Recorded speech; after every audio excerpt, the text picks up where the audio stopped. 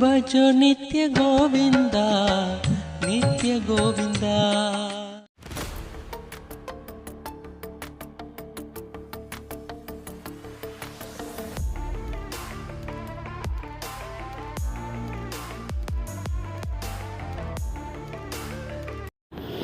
மனோகர் அப்படிங்கிறவர் வேட்டாம்பாடி அப்படிங்கிற ஊர்லேருந்து கேட்டிருக்காங்க. சமூக வலைதளங்கள்லேருந்து உங்களை பல பேர் பாராட்டினாலும் சில பேர் திட்டுறாங்களே, அது ரொம்ப கேவலமாக திட்டுறாங்களே, அது உங்களுக்கு வலிக்கலையா அப்படிங்கிற மாதிரி கேட்டிருக்காங்க. ஐயா, சமுதாயத்தில் நீங்கள் ஜெயிக்கணும் அல்லது உங்களோட வாழ்க்கையை முழுசாக நீங்கள் வாழணுன்னா ஒரு இதை நீங்கள் கடைப்பிடிக்கணும். அதாவது நீங்கள் இங்கேருந்து காரில் போகிறீங்க, வேட்டாம்பாடியிலேருந்து ஒரு சென்னை வரைக்கும் காரில் போகிறீங்க, ஒரு இலக்கு உங்களுக்கு அங்கே ஒரு வேலையாகணும், அதுக்காக போயிட்டுருக்கீங்க. நீங்கள் அப்படி காரில் போகும்போது ரோட்டோரமாக நிற்கிற நாய்கள் பார்த்துருக்கீங்களா? ரோட்டோரமாக இருக்கிற நாய்கள் லொல்லுன்னு கார் பண்ணலே கத்திட்டு துரத்திக்கிட்டு வரும். குழந்தைகளை பார்த்துருக்கீங்களா? குழந்தை ரோட்டில் விளாண்டு உங்களுக்கு டாட்டா காமிக்கும். ஸோ நாய் லொல்லுன்னு ரோட்டில் உழைக்குதுங்கிறதுக்காக நம்ம இறங்கி நாய்கிட்ட சண்டை கட்டிக்கிட்டோ அல்லது இந்த நாய் உழைக்குதுன்னு எதாவது நம்ம சொல்லி நாய் உழைக்கிறதுனால நமக்கு எதாவது ஆக போதா? நம்ம காரில் போயிட்டுருக்கோம், நம்ம வேகத்துக்கு நாயும் வர முடியாது.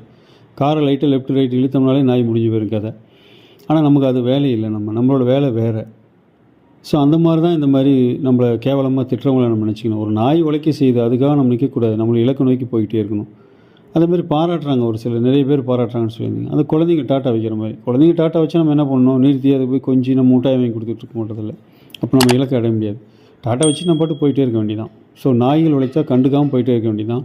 குழந்தைகள் டாட்டா காமிச்சா நம்ம டாட்டா காமிச்சிட்டு போயிட்டே இருக்க வேண்டியதான். நமக்கு இலக்கு முக்கியம், அந்த இலக்குக்கு நம்ம சென்றடையணும். ஏன்னா அதுக்குள்ளே வாழ்க்கை போய்டும். நமக்கு இவங்களோட நாய்களோட சண்டை கட்டிக்கிட்டு இருந்தோம்னா நம்மளோட வாழ்க்கை போய்டும். இது ஊர் வழிநடுக்கு இங்கேருந்து வேட்டாம்பாடியிலேருந்து சென்னை போகிற வரைக்கும் நாய்கள் இருக்க தான் செய்யும். நாய்களை பார்க்குறதுக்காக நம்ம பயணம் மேற்கொள்ளலை, நம்ம இலக்கை அடையிறதுக்காக பயணம் மேற்கொண்டிருக்கோம்.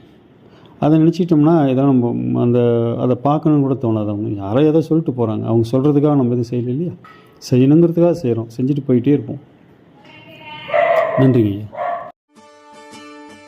என்ன புண்ணியம் செய்தேனோ